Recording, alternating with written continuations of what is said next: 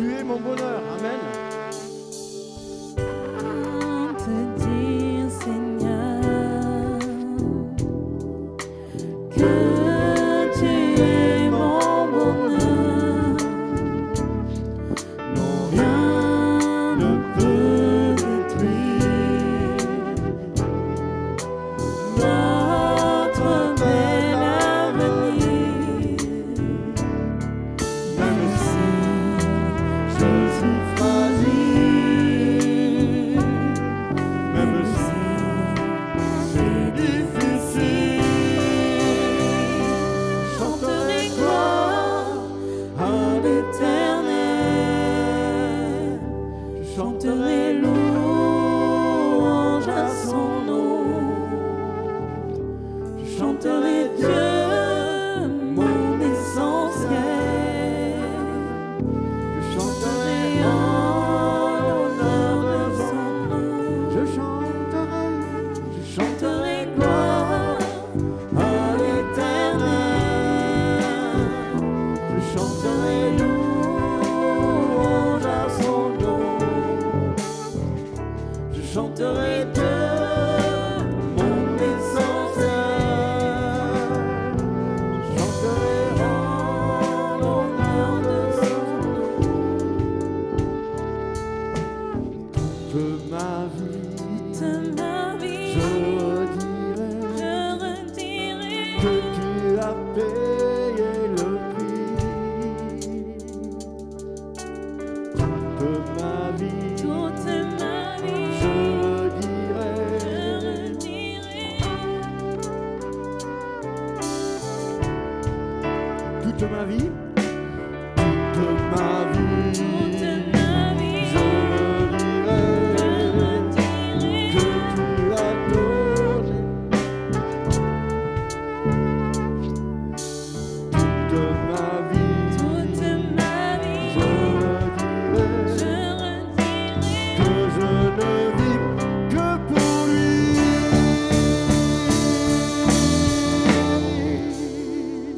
Je chanterai gloire à l'Éternel.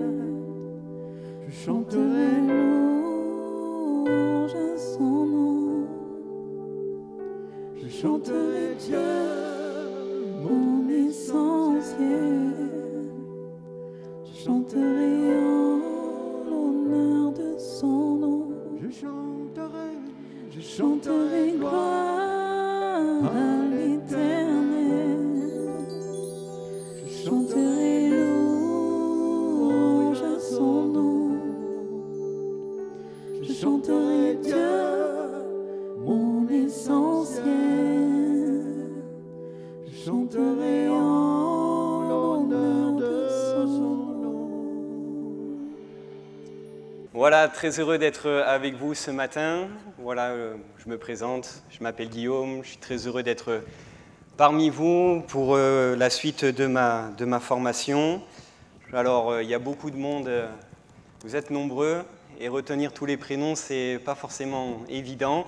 Donc, pardonnez-moi d'avance si je vous demande sans cesse vos prénoms. Voilà, je voudrais, sans trop perdre de temps, ouvrir la parole de Dieu, et j'ai vraiment été encouragé au travers des chants qui ont été apportés, au travers même des dons spirituels qui ont pu être apportés aussi. Et je crois que Dieu veut parler à quelqu'un, ou peut-être même à plusieurs, ce matin. Et ce matin, j'aimerais qu'on puisse lire juste en introduction un verset que l'on connaît très bien, même un verset qui est là et qui nous encourage, un verset qu'on cite quand des fois on passe même par des temps difficiles, par des temps où ça ne va pas trop. On va aller dans la première épître de Pierre au chapitre 5 et on lira le verset 6 et 7. Et ce matin, au travers de ce texte, j'aimerais rappeler certaines vérités, rappeler certaines choses qui doivent être essentielles à notre foi, à notre marche avec le Seigneur. M'arrêter sur ce passage. Il nous est dit ceci, 1 Pierre chapitre 5 verset 6, « Humiliez-vous donc sous la puissante main de Dieu afin qu'il vous élève au temps convenable et déchargez-vous sur lui de tous vos soucis car lui-même prend soin de vous.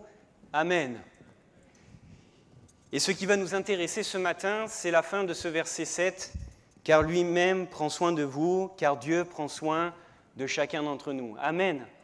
Amen, je m'attendais à un grand amen de votre part. Vous aurez l'occasion de vous rattraper, c'est pas grave. Dieu prend soin de nous. Et la question que je voudrais nous poser ce matin, c'est est-ce que nous sommes toujours conscients de cette réalité ? Est-ce que nous sommes toujours conscients que oui, Dieu, quelles que soient les épreuves, quelle que soit la vie que nous pouvons mener, Dieu prend soin de nous. Est-ce qu'on est toujours conscient de cela, mon frère, ma sœur, ce matin ? Parfois, on a l'impression que c'est une parole ici de l'apôtre Pierre qui est là comme si on pourrait, pardonnez-moi de l'expression, mais mettre une tape sur l'épaule d'un frère, d'une sœur qui passe par un temps difficile, qui est dans des difficultés. On pourrait lui dire « Ne t'inquiète pas, Dieu prend soin de toi. Ne t'inquiète pas, ne perds pas courage. » Des fois, on pourrait avoir cette pensée, des fois, on pourrait avoir cette façon de penser. Pourtant, ce que l'apôtre Pierre, ici, est en train de rappeler, et qu'il met en évidence, c'est bien plus qu'une tape sur une épaule, c'est bien plus qu'une simple parole d'encouragement. L'apôtre Pierre, ici, dans ce passage, s'intéresse à rappeler et à redire ce qui est une vérité profonde sur laquelle je vais pouvoir construire ma vie, sur laquelle je vais pouvoir bâtir ma foi ce matin. C'est la vérité qui va nous permettre finalement, comme on l'a lu, de s'humilier et de se décharger sur Dieu de tous nos soucis. C'est Dieu qui prend soin de nous. Dieu s'est engagé, mon frère, ma sœur, mon ami, ce matin, à prendre soin de toi. Et j'aimerais te le dire et te le rappeler. Dieu s'engage à s'occuper de toi. Dieu s'engage à prendre soin de ta vie dans les moindres détails. Ce n'est pas simplement une parole dite comme cela, parmi tant d'autres, mais c'est une vérité. C'est une vérité, c'est quelque chose qui est là, c'est un engagement même de la part de notre Seigneur, de la part de Dieu.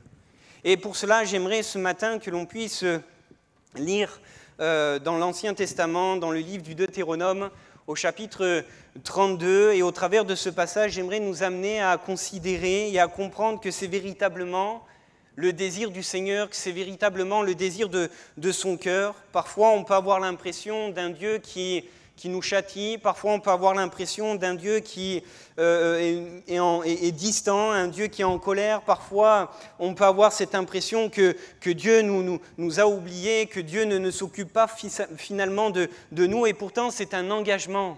C'est un désir dans le cœur de Dieu. C'est comme cela qu'il veut agir dès le moment où Dieu a racheté un peuple, s'est acquis un peuple, dès le moment où il a souffert. Dès ce moment-là, Dieu s'est engagé à prendre soin de son peuple. Dieu s'est engagé à prendre soin de chacun d'entre nous. Et dans le livre du Deutéronome, au chapitre 32, et à partir du verset 9, il est dit ceci, Deutéronome, chapitre 32, et verset 9, « Car la portion de l'Éternel, c'est ton peuple. Jacob est la part de son héritage. Il l'a trouvé dans une contrée déserte, dans une solitude aux effroyables hurlements. Il l'a entouré, il en a pris soin, il l'a gardé comme la prunelle de son œil. Pareil à l'aigle qui veille sur sa couvée, voltige sur ses petits, déploie ses ailes, les prend, les porte sur ses plumes. L'Éternel seul a conduit son peuple, et il n'y avait avec lui aucun Dieu étranger. Il l'a fait monter sur les hauteurs du pays, et Israël a mangé les fruits des champs. Il lui a fait sucer le miel du rocher, l'huile qui sort du rocher le plus dur, la crème des vaches et le lait des brebis, avec la graisse des agneaux, des béliers de Basan et des boucs, avec la fleur du froment, et tu as bu le sang du raisin, le vin. Amen. Ici, Moïse va rappeler certaines vérités, va rappeler certaines choses dans ce cantique, et je dirais, qui de mieux que Moïse pour nous rappeler finalement l'intention du cœur de Dieu. Qui de mieux que cet homme a vu et a pu participer à la gloire de Dieu, qui a vu la gloire de Dieu, qui a parlé à Dieu comme face à face, qui a dit « Seigneur, si tu ne marches pas avec nous, si tu ne viens pas, je n'irai pas ». Moïse, c'était cet homme qui connaissait les intentions de Dieu, et même jusqu'à la fin de son ministère, lorsqu'il va même faire cette erreur. Vous savez, à un moment donné, Dieu va dire à Moïse de parler au rocher et Moïse va frapper le rocher. Et on voit ici que Moïse ne conteste pas, il va y avoir cette erreur et Moïse ne va pas rentrer dans le pays promis, il va rester aux frontières. Mais Moïse connaissait son Dieu. Moïse savait les intentions, il connaissait sa grandeur, il connaissait sa majesté, il connaissait sa sainteté. C'était un serviteur qui était proche de son Dieu. Et qui de mieux que cet homme pour nous parler dans ce cantique de ce rappel de la loi, pour nous parler du cœur même de Dieu, du désir de Dieu vis-à-vis de son peuple. Et qui de mieux que Moïse ce matin pour nous dire, oui, c'est Dieu, c'est dans le cœur de Dieu que de prendre soin, c'est dans le cœur de Dieu que de s'occuper de son peuple. Dieu ne nous a pas arrachés des ténèbres, il ne nous a pas transportés dans le royaume de son Fils, seulement pour siéger et pour faire le roi. Il n'a pas agi comme ça, mais Dieu veut prendre soin de chacun d'entre nous. Dieu veut prendre soin de son peuple. Dieu veut prendre soin de ta vie, mon frère, ma sœur. Il veut prendre soin de ta vie. Et lorsque nous lisons le texte que nous avons lu dans 1 Pierre, c'est remarquable de noter que le terme qui est utilisé pour prendre soin, en grec c'est mélo, et quand on regarde la signification de ce mot, littéralement on pourrait le dire s'inquiéter, on pourrait le traduire de cette manière. Dieu s'inquiète pour toi, Dieu s'inquiète pour ta santé, Dieu s'inquiète de ce que tu vis. Pas sûr que tous les rois de la terre, pas sûr que tous les dirigeants de ce monde s'inquiètent toujours de ceux qui sont sous leur autorité. Pas sûr que les rois de ce monde, pas sûr que les autorités de ce monde se soucient de nous et nous connaissent parfaitement. Nous connaissent parfaitement. Mais la Bible nous présente un Dieu, non pas qui est lointain, mais un Dieu qui est proche. Un Dieu qui a à cœur de prendre soin de chacun de nous. Il est vrai qu'il est question dans ce texte de Deutéronome de l'ensemble du peuple. Il est vrai qu'il est question de toute la globalité du peuple, comme si Dieu était là pour prendre soin de tous. Mais lorsqu'on lit la parole de Dieu, que ce soit dans l'Ancien Testament et que ce soit même dans le Nouveau Testament, on s'aperçoit d'une chose, c'est que Dieu, non seulement il prend soin de l'ensemble du peuple, mais Dieu prend aussi soin de chacun, de chaque personne. Dans le livre du prophète Ézéchiel, au chapitre 34 et au verset 11, malgré le fait qu'Israël soit parti loin, malgré le fait qu'Israël, à un moment donné, a tourné le dos à Dieu, a foulé le nom de Dieu, Dieu va leur parler de ce divin berger. Dieu va leur parler de ce berger qui est là comme le divin pasteur, et il va dire ceci dans Ézéchiel 34, verset 11, « Car ainsi parle le Seigneur, l'Éternel, voici, j'aurai soin moi-même de mes brebis, et j'en ferai la revue. » Et nous comprenons dans cette pensée que Dieu se présente comme le divin berger, que Dieu se présente comme ce divin berger, ce pasteur qui s'intéresse pas simplement à l'ensemble du peuple, pas simplement à tout le peuple, mais qui s'intéresse à chacun en particulier.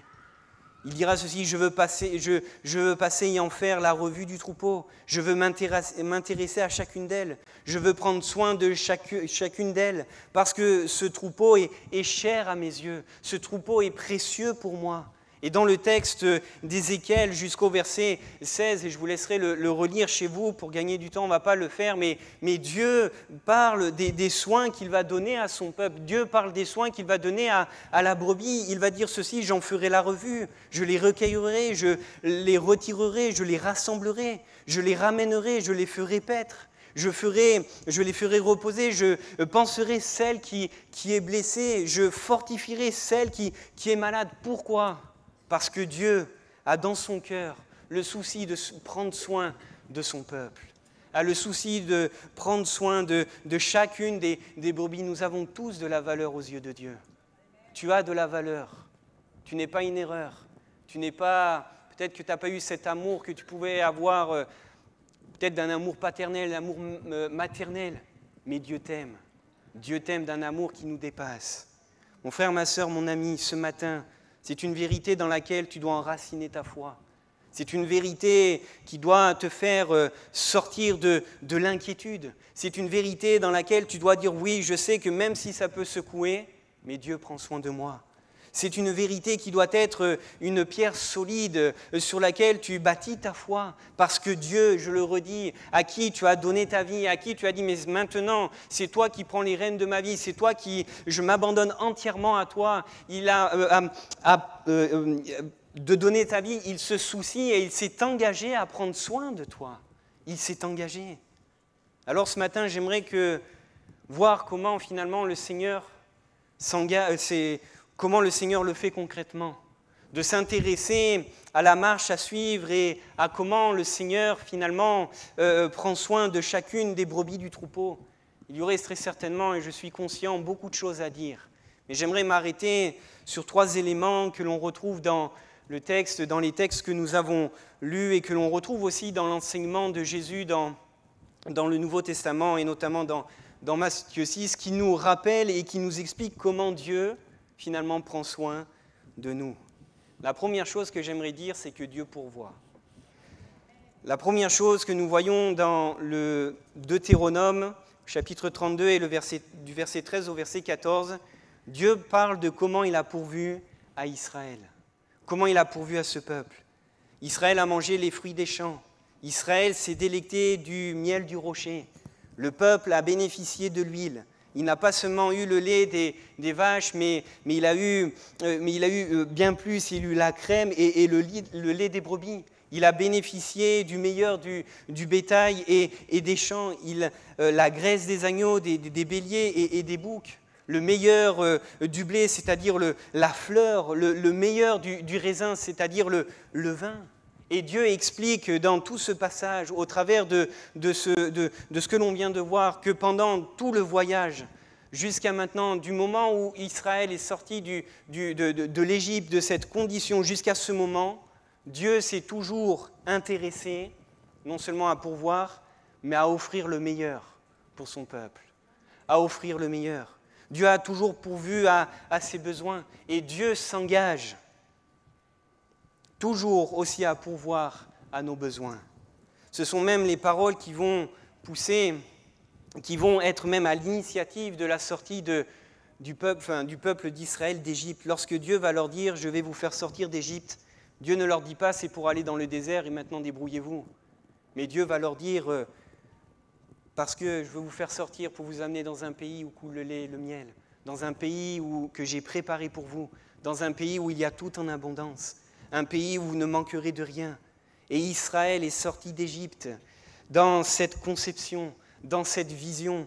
Celui qui nous fait sortir d'Égypte va pouvoir pourvoir à nos besoins jusqu'au bout. Ce peuple, c'est vrai, il est sorti avec quelques richesses d'Égypte, comme cela avait été recommandé par Moïse. Mais il faut comprendre une chose, c'est que les richesses, au bout d'un moment, elles vont commencer à disparaître. Mais Dieu va pourvoir. Il est celui qui va pourvoir dans le désert à la manne. Il est celui qui va pourvoir au caille. Il est celui qui va pourvoir même à l'eau du rocher. Dieu s'est engagé à pourvoir à tous nos besoins. Et je note que c'est quelque chose même que nous retrouvons dans le Nouveau Testament et c'est même quelque chose que nous retrouvons dans l'enseignement même de Jésus. C'est exactement ce que l'on voit, que le Dieu qui est présenté dans l'Ancien Testament, ce Dieu qui pourvoit, il est présenté de la même manière dans le Nouveau Testament. Lorsque Jésus va enseigner ses disciples, Jésus va dire de ne pas s'inquiéter, de ne pas s'inquiéter de ce que nous avons besoin pour la vie, de ce que nous allons manger, de ce que nous allons boire, comment on va être vêtus. Jésus va prendre des images qui sont très simples, mais qui nous parlent aussi. Jésus va prendre l'image des oiseaux. Il nous est dit, ils ne sèment, ils ne moissonnent, et pourtant, ils ont de quoi manger, ils ont tout ce qu'il faut. Le Père Céleste, il sait pourvoir aux besoins de ces animaux, et il sait aussi pourvoir à chacun d'entre nous. Il va prendre aussi l'image des lys des champs, des fleurs, qui est vêtu, qui a la plus belle robe. Et Jésus va dire, mais si Dieu s'occupe aussi des fleurs des champs, si Dieu s'occupe aussi de cela, pourquoi il ne le ferait pas aussi pour vous? Et c'est pourquoi Jésus dira ceci, mais de ne pas s'inquiéter, de ne pas s'inquiéter. Et au cœur même de ce message, de cet enseignement que Jésus est en train de donner, il va dire ceci, Matthieu 6, verset 25, ne vous inquiétez donc pas et ne dites pas que mangerons-nous, que boirons-nous, de quoi serons-nous vêtus. Et l'on pourrait rajouter finalement à cette liste tout ce qui est source d'inquiétude, tout ce qui est source de tracas. Mais dans ce passage, Jésus nous dit ceci, de ne pas nous inquiéter de ces choses. Pourquoi ? Parce que votre Père Céleste sait que vous en avez besoin. Et il va rajouter ceci, cherchez premièrement le royaume et la justice de Dieu, et toutes ces choses vous seront données par-dessus. Toutes ces choses. Et ce qui est fort dans ce texte, et on voit ici tout le désir de Dieu, qu'il y a dans le cœur que Dieu a envers chacun d'entre nous. Jésus ne dit pas le Père sait que vous en avez besoin et il s'arrête là. Il ne dit pas ça en disant oui, Dieu sait que tu as besoin de cela. Mais il va rajouter que Dieu va pourvoir, que Dieu va donner, que Dieu s'engage à prendre soin de toi. Et je voudrais te le rappeler ce matin, comment Dieu s'est engagé à pourvoir, à prendre soin de son peuple dans le pays de Canaan, dans le désert. Comment Dieu s'est engagé à prendre soin d'Israël dans toutes ces années. De la même façon, le Seigneur s'engage à prendre soin de toi en pourvoyant à tout ce dont tu as besoin. Avec le même cœur, avec le même désir, Dieu prend soin de toi. Il s'est engagé à pourvoir dans les moindres détails. Et je dirais non pas seulement sur les choses physiques, non pas seulement sur la nourriture ou le vêtement, parce que dans l'image du berger que l'on retrouve, et on ne l'a pas lu, mais je vous encourage à le relire chez vous d'Ézéchiel 34, on voit aussi le berger qui va prendre soin de la brebis. Dans ce passage, la brebis ne s'inquiète pas de ce qu'elle va être vêtue, et je crois qu'on n'a jamais vu une brebis qui peut être en souci, en disant je ne sais pas comment je vais être vêtue. On ne voit pas non plus la brebis en train de se dire je ne sais pas ce que je vais manger. Parce que le berger conduit et amène vers de verts pâturages. Le berger conduit et amène vers tout ce qu'il faut pour que la brebis ne manque de rien. Mais parfois la brebis, elle a besoin d'autres soins. Parfois la brebis, elle a pris des coups de corne. Parfois la brebis, elle est coincée, elle est tombée peut-être dans le ravin, peut-être qu'elle s'est égarée. Et dans Ézéchiel, au verset 16, toujours de ce chapitre, Dieu dit « Je vais panser celle qui est blessée, je vais m'occuper, je vais fortifier celle qui est malade. » Celle qui est malade. Et cela nous parle de tout le soin concernant nos besoins qui ne sont pas seulement physiques, qui ne sont pas seulement matériels, propres à la vie ici-bas. Parfois, ces besoins sont propres au cœur. Un cœur qui est brisé, un cœur qui est peut-être blessé parce qu'il y a peut-être eu des paroles qui ont été données te concernant. Et ça a été comme des paroles qui sont venues te fracasser, des paroles qui sont venues te détruire, des paroles qui sont là et ton cœur est comme ouvert, il saigne et tu ne sais pas comment faire, mais Dieu, lui, il sait. Dieu, il peut guérir. Jésus nous présente ce Dieu. Jésus, c'est celui qui s'intéresse à te restaurer. Jésus est celui qui s'intéresse à venir combler tout ce manque qu'il peut y avoir dans ta vie, à réparer toutes ces blessures. C'est lui qui pourra reprendre la prophétie d'Ésaïe pour nous rappeler qu'il est venu pour guérir les cœurs qui sont blessés, qu'il est venu pour guérir les cœurs qui ont été brisés.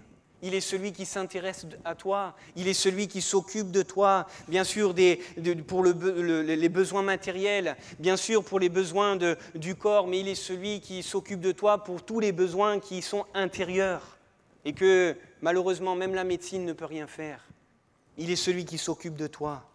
Et j'aimerais te le dire et te le rappeler, ce message de la part du Seigneur ce matin, ce n'est pas juste une parole parmi tant d'autres, ce n'est pas juste comme une petite tape en disant « T'inquiète pas, Dieu s'occupe de toi », mais c'est une vérité. C'est quelque chose de vrai. Dieu s'est engagé à prendre soin de ta vie. Et il le fait comment ? En pourvoyant à tous tes besoins. Et la preuve la plus ultime de son amour, c'est que Jésus est venu. Jésus est monté sur ce bois. Il est mort justement pour te restaurer. Il est mort pour te donner la vie et la vie éternelle. Jésus t'a tellement aimé, ses bras sont tellement ouverts ce matin. Et il te dit, mais ne reste pas dans cette situation, viens à moi et je te donnerai tout ce dont tu as besoin. Si Dieu veille sur nous en pourvoyant à nos besoins, Dieu est celui qui nous garde aussi. Et c'est une parole qui revient et que l'on retrouve dans les textes que nous avons pu lire ce matin. Quand Dieu il parle du soin, et en tant que bon berger, dans Ézéchiel 34, il parle de comment il veille sur le troupeau, comment il va recueillir les brebis, comment il va les retirer, comment il va les rassembler, comment il va faire paître et les faire reposer. Et dans tous ces verbes, on voit le souci du berger de garder, de protéger le troupeau, de le restaurer. Et l'on le retrouve également dans Deutéronome au verset 9. Il nous est dit ceci, la portion de l'Éternel, c'est son peuple. Jacob est la part de son héritage. Et regardez les mots qui sont utilisés. Il l'a trouvé dans une contrée déserte, dans une solitude aux effroyables hurlements. Il l'a entouré, il a pris soin, il l'a gardé comme la prunelle de son œil. Et on voit ici, dans ces mots, mais aussi à partir du verset 11, avec cette image, cette belle image qu'il y a ici de l'aigle, qui veille sur sa couvée, de tout le soin que le Seigneur a pour chacun de ses enfants, pour toi, mon ami, pour toi, mon frère, pour toi, ma sœur. Oui, le Seigneur prend soin de nous au travers de nos besoins, en pourvoyant finalement à tout ce dont nous avons besoin, mais il sait pourvoir à tout, mais il est aussi celui qui nous dirige, il est aussi celui qui nous garde, qui nous protège. Et Moïse va utiliser cette image de l'aigle pour parler du soin que Dieu a de garder, de tel l'aigle qui sait protéger, qui sait mettre à l'écart au large, qui sait amener parfois sur les hauteurs où l'ennemi ne pourra pas attaquer, où l'ennemi ne pourra pas venir, un endroit qui permettra une protection sûre, un endroit qui sera aussi un temps d'épanouissement, un temps où le nid est suffisamment chauffé, où il y a tout ce qu'il faut pour que la brebis, le chrétien que nous sommes, se développe, s'épanouisse, soit complètement restauré. Un lieu qui soit le choix, loin du danger, loin pour te protéger. Rappelez-vous de ce psaume, le psaume 91, qui nous parle justement de la protection. Celui qui nous garde des ravages, c'est lui qui nous garde de la peste, du soleil. Et j'aimerais te le rappeler ce matin, que le Seigneur, dans cet engagement de prendre soin, il prend soin de toi comment ? En te gardant du danger, en te gardant, en te protégeant. C'est ce que Jésus lui-même dira dans cette prière dans Jean chapitre 17 et le verset 11. Jésus dira ceci, « Je ne suis plus dans le monde, et ils sont dans le monde, et je vais à toi. Père Saint, garde en ton nom ceux que tu m'as donnés, afin qu'ils soient un comme nous. Lorsque j'étais avec eux dans le monde, je les gardais en ton nom. J'ai gardé ceux que tu m'as donnés, et aucun d'eux ne s'est perdu, sinon le fils de la perdition, afin que l'Écriture fût accomplie. » Et Jésus nous dit, voilà ce qui a été mon rôle durant mon ministère sur terre. Voilà ce qui a été mon rôle, de garder ceux que tu m'as donnés. Voilà comment j'ai pris soin de mes disciples. Je les ai gardés comme l'aigle qui a protégé ses petits. Je les ai protégés. Et Jésus, sachant qu'il est sur le chemin de la croix, sachant qu'il est sur ce chemin où il va donner sa vie, il va être plus présent physiquement avec ses disciples, il va dire, Père, maintenant, à toi de les garder. À toi de les garder. Et l'on pourrait se poser cette question. Nous garder de quoi? De quel danger? Ici, il est question de nous garder, finalement, de tomber. Il est question de nous garder de succomber à la tentation, du danger, du danger de se laisser et de chuter face à l'épreuve. Rappelez-vous même que les paroles que Jésus va donner à l'apôtre Pierre, alors que Jésus est en train d'annoncer qu'il sait que son heure est venue, il va dire « Mais Pierre, tu vas me renier 3 fois ». Et Pierre, qui est quelqu'un qui se croit fort, il va dire « Mais non, non, je tiendrai, non, je veillerai, non, cela n'arrivera pas ». Et dans Luc, chapitre 22 et le verset 32, Jésus va lui dire « J'ai prié pour toi, afin que ta foi ne défaille point. Et toi, quand tu seras converti, affermis tes frères. » Et Jésus dit à Pierre « J'ai prié pour toi. Je sais que tu vas vivre un temps difficile. Je sais que tu vas être criblé par le diable. L'ennemi de ton âme va être là, il va essayer de te faire chuter, mais j'ai prié pour toi. Et regardez Jésus, il s'intéresse à avertir Pierre. Il s'intéresse à s'occuper de lui. Comment il va lui dire, mais tu vas me renier, Pierre. Et dans le jardin de Gethsémanée, Jésus va lui dire cette parole, veille et prie, pour pas que tu puisses tomber justement dans la tentation. Et Jésus a eu soin vis-à-vis de Pierre. Pourquoi ? Parce qu'il savait que Pierre allait être une proie pour le diable. L'auteur de l'Épître aux Hébreux nous dit ceci, Christ maintenant une fois dans le ciel et toujours dans cette intercession pour nous. Jésus intercède constamment et c'est ce qui nous garantit du danger et de nous perdre. Dieu prend soin de nous en pourvoyant, mais aussi en nous gardant. Et le Seigneur, dans son rôle, comment il prend soin de toi ? Oui, c'est vrai, il pourvoit tes besoins, mais il te garde du mal. Il te garde du mal. Jean 17, verset 15, Jésus dira ceci, « Je ne te prie pas pour les ôter du monde, mais de les préserver du mal. Je te prie pour les préserver du mal. » Et c'est ce qu'il va même dire dans Jean chapitre 10, verset 28. Jésus va dire, je leur donne la vie éternelle et elles ne périront jamais et personne ne les ravira de ma main.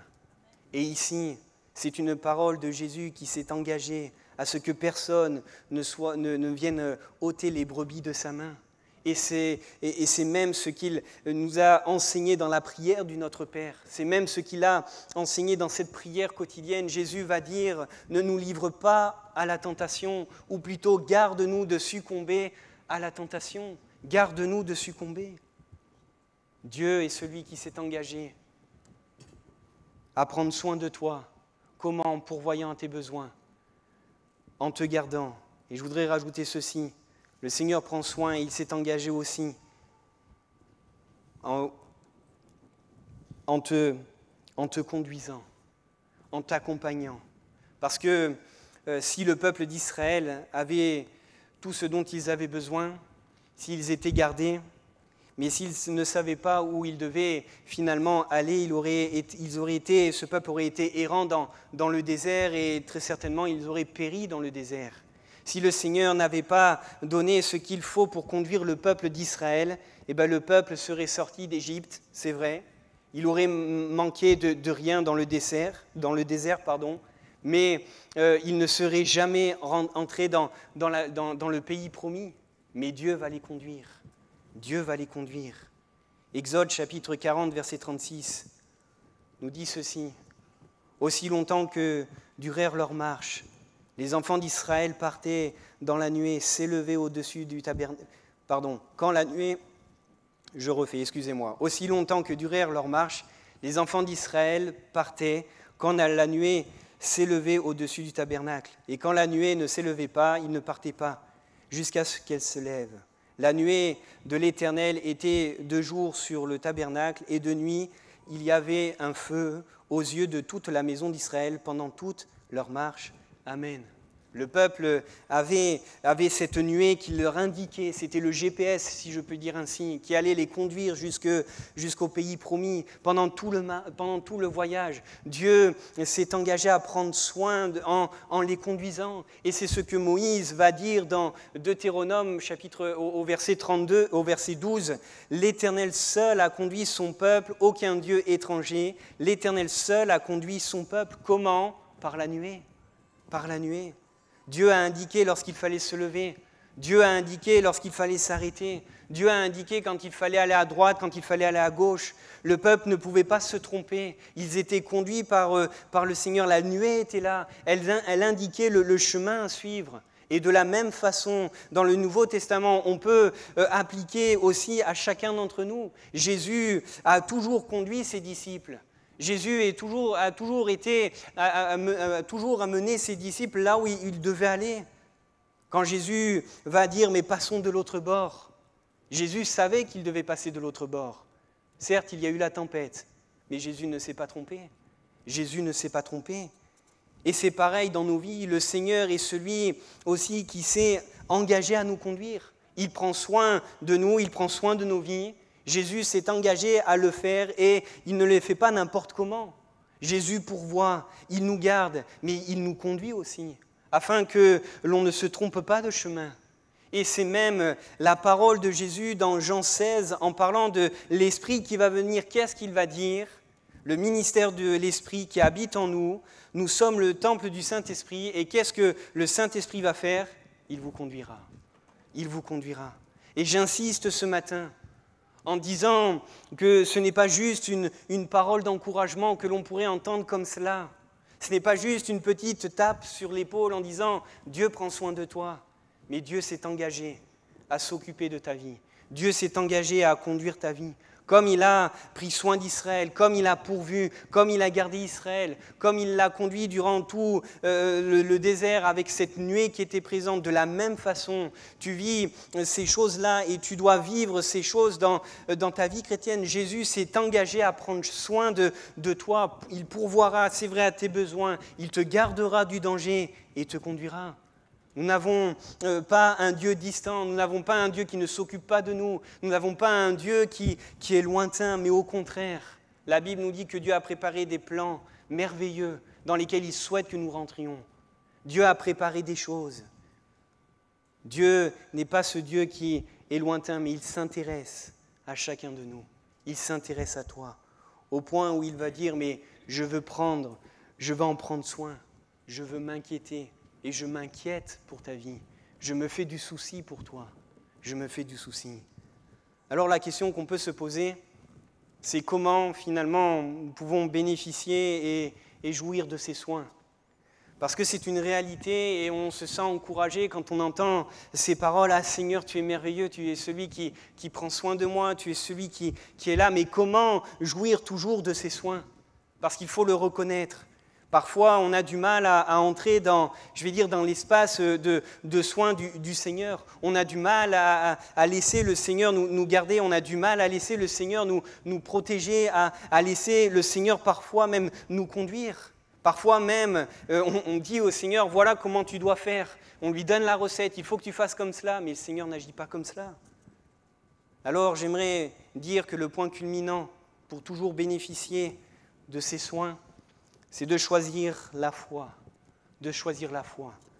Dans le texte où Jésus parle des besoins, et même dans les autres textes qui nous parlent de la conduite, des textes qui nous parlent aussi du fait de garder souvent est attachée la notion de s'inquiéter, dans le sens où Jésus nous enseigne justement à ne pas nous inquiéter, et à choisir non pas ce que l'on voit, mais à choisir la foi plutôt que les inquiétudes. À choisir la foi. Alors j'aimerais dire que le point culminant pour toujours bénéficier des soins de Dieu, c'est de choisir la foi.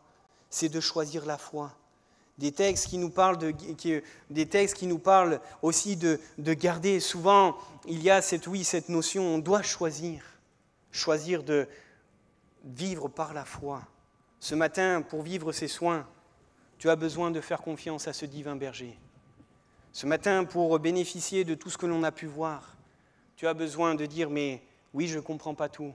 Je ne sais pas quel est le chemin par lequel je dois passer, mais je veux te faire confiance. » Au travers de tout ce qu'on a pu voir ce matin et de tout ce que tu sais, sachant très bien que le Seigneur a ça sur son cœur, c'est son désir de prendre soin de toi. Et je voudrais rajouter ceci, mais comprenant aussi une réalité qui est très importante et qui doit être la base de ta foi. Et comprenez bien ce que je vais dire, Dieu prend soin de nous, Dieu prend soin avant tout de nous, pas toujours de nos situations. Dieu prend soin de nous avant tout, pas toujours de nos situations. Ce n'est pas écrit « le Seigneur prend soin des situations ». Ce n'est pas écrit que le Seigneur prend soin des difficultés, mais il est écrit que Dieu prend soin de nous. Dieu, dans l'image du berger, prend soin de la brebis. Dieu prend soin du peuple d'Israël. Et je vous dis ça, pourquoi ? Parce que comprendre que Dieu prend soin de nous et être dans la foi concernant les soins que le Seigneur fera vis-à-vis de nous, nous amène aussi à comprendre que Dieu ne nous évitera pas toujours les ennemis. Dieu ne nous évitera pas toujours les temps où les épreuves seront présentes. Quand vous regardez au peuple d'Israël, ce peuple d'Israël est sorti d'Égypte, ils ont passé la mer Rouge. Et il y a eu un temps, ils ont eu tout ce qu'il fallait, mais à un moment donné, ce peuple va, alors qu'ils sont dans un lieu Réphidim, un lieu de repos, ce peuple va être confronté à un peuple ennemi, Amalek. Amalek qui est là. Pourtant, Dieu avait choisi un chemin qui allait les faire éviter un maximum d'ennemis. Fait choisir un chemin qui allait être le moins compliqué. Pourtant, Amalek, c'était un ennemi, un peuple qui était dangereux. C'était un ennemi sanguinaire, c'était un ennemi terrible à cette époque. Mais je le dis, Dieu prend soin du peuple, pas toujours de nos situations. Dieu a pris soin de son peuple. Et ce qui est intéressant et ce qui l'intéresse, c'est le soin qu'il veut apporter à ta vie et à ton âme. Cela ne nous évitera pas toujours les ennemis, cela ne nous évitera pas toujours des temps compliqués, des temps où on va être criblé, des temps où la pression va être là. Mais Dieu prend soin, Dieu veille, Dieu a pris soin du peuple d'Israël. Et je note ceci, c'est que David l'avait très bien compris. La semaine dernière, il était question du psaume 23, mais dans le psaume 23, il est dit ceci. Il ne nous est pas dit que la brebis n'allait jamais passer par l'ombre de la mort, par la vallée de l'ombre de la mort. Il est dit, quand je marche dans la vallée de l'ombre de la mort, je ne crains aucun mal parce que tu es avec moi. Ta houlette et ton bâton me guérissent, me rassurent. Me guérit, me sauve. Non, elle me rassure parce que tu es là. Parce que je sais que tu es là. Je sais que même si je passe par des temps difficiles, et tu t'es engagé, Dieu s'est engagé à nous accompagner. Et Dieu s'engage. Je voudrais peut-être inviter les musiciens à revenir pour qu'on puisse prendre un temps. Mais mon frère, ma sœur, c'est tellement important de comprendre cela. Parce que parfois, la foi est fragilisée. Parce que nous ne comprenons pas toujours, des fois, lorsque l'on passe vraiment au fond de la vallée, on ne comprend pas toujours que Dieu est là. On peut être même en train de se dire, mais est-ce que Dieu a encore des regards sur ma vie? Est-ce que Dieu s'occupe réellement de moi comme il est écrit? On est face à la maladie et on dit, Seigneur, il n'a pas eu soin de moi puisqu'il ne m'a pas guéri. On est face peut-être au deuil, à la mort. On dit, le Seigneur n'a pas eu soin de moi parce qu'il a laissé la personne s'en aller. Mon frère, ma sœur, mon ami, Dieu a soin de toi. Il a soin de ta personne. Il a soin de ton âme. Il a soin de ce que tu vas vivre et ce par quoi tu vas passer. Mais cela ne veut pas dire que ce dont tu as besoin, c'est ce que tu sembles penser que tu as besoin. Cela ne signifie pas que tu penses, que ce que tu penses, c'est comme ça que le Seigneur doit faire. Dieu est le bon berger. Il sait tout ce dont tu as besoin. Ne t'inquiète pas. Et ce matin, j'aimerais t'encourager et encourager quelqu'un qui peut-être, à cause d'une situation, a l'impression que Dieu est un Dieu distant, qui a l'impression que Dieu est un Dieu lointain, et qui a presque fermé les yeux, fermé les oreilles. Je voudrais t'encourager que Dieu est celui qui s'inquiète de toi. Dieu est celui qui se soucie de toi, parce que nous l'avons lu, parce que c'est écrit, et parce que c'est une réalité. Dieu a soin de nous. Mais ce n'est pas parce que tu ne le vois pas agir, ce n'est pas parce que tu ne comprends pas ce que tu es en train de vivre qu'il t'a mis de côté, au contraire. Il veille sur toi. Parfois, face à la mort, c'est peut-être la consolation dont tu as besoin. Peut-être parfois, face à la maladie, ce n'est peut-être pas la guérison dont tu as besoin, mais c'est cette grâce qui va te permettre de tenir et de te fortifier et de pouvoir continuer le chemin. Parfois face à la douleur, mais c'est d'être renouvelé dans tes forces. Dieu sait et il prend soin de toi. Et il nous faut accepter cela dans la foi, parce que Dieu s'est engagé à prendre soin de toi. Dieu se soucie de toi, mon frère, ma sœur. Ça a été rappelé dans les dons. Dieu veille sur toi.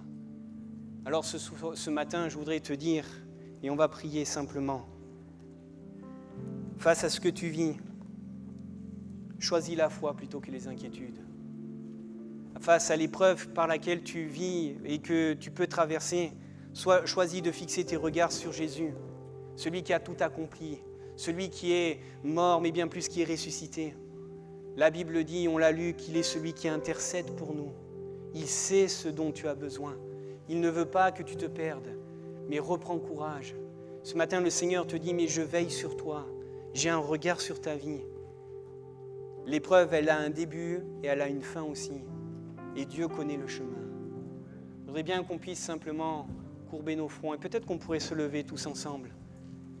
Et on va simplement prier, après je laisserai la place aux musiciens, mais qu'à votre place, là, ici, vous puissiez dire, mais Seigneur, peut-être pardon parce que j'ai eu des paroles qui m'ont fait douter de ta présence. Peut-être que j'ai eu des pensées qui m'ont fait croire que tu n'es plus là. Mais Seigneur, tu m'as rappelé ce matin que tu es avec moi, que tu m'accompagnes, que tu me conduis dans le combat. Seigneur, je veux te remercier pour ta parole. Je veux te remercier même pour tout ce temps de culte, Seigneur. Combien il est bon d'être dans ta présence, combien il est bon, Seigneur, de pouvoir encore élever nos voix, Seigneur, et encore apprendre à te connaître. Seigneur, tu nous as rappelé ce matin une vérité, Seigneur, que tu es celui qui est là, que tu es celui qui est présent jour après jour à nos côtés. Tu l'as dit toi-même, Seigneur. Voici, je suis tous les jours avec vous jusqu'à la fin du monde. Seigneur, tu ne nous as jamais prévu une vie facile, mais il y a, Seigneur, cette assurance que tu sois là. Je veux te prier peut-être pour celui ou celle qui en a besoin ce matin. Je crois, Seigneur, que tu as parlé et que tu es celui qui connaît les cœurs. Je veux te prier, Seigneur, pour que tu puisses, dans ce temps, Seigneur, vraiment te révéler pleinement. Que celui ou celle qui est venu, Seigneur, fatigué, chargé, puisse vraiment s'abandonner à toi. Que celui ou celle qui est venu chargé, fatigué, puisse tout déposer à tes pieds. Seigneur, qu'il puisse repartir fortifié, renouvelé, restauré. Parce que, Seigneur, c'est ton désir. Tu es celui qui prend soin de nous. Tu es celui qui nous appelle même et qui nous invite à venir et à tout abandonner. Je veux te prier, Seigneur, pour que tu puisses peut-être venir pourvoir, oui, sur le plan physique, à celui ou celle qui en a besoin. Et que tu puisses aussi, Seigneur, pourvoir aux besoins intérieurs. Un cœur peut-être qui souffre, une âme qui souffre. Je te prie vraiment, Seigneur, d'agir ce matin. À toi la gloire. Amen.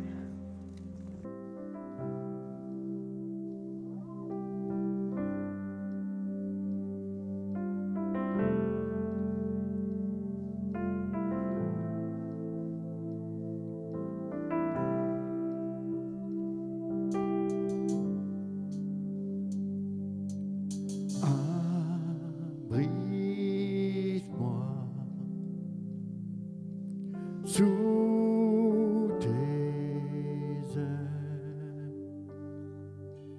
couvre-moi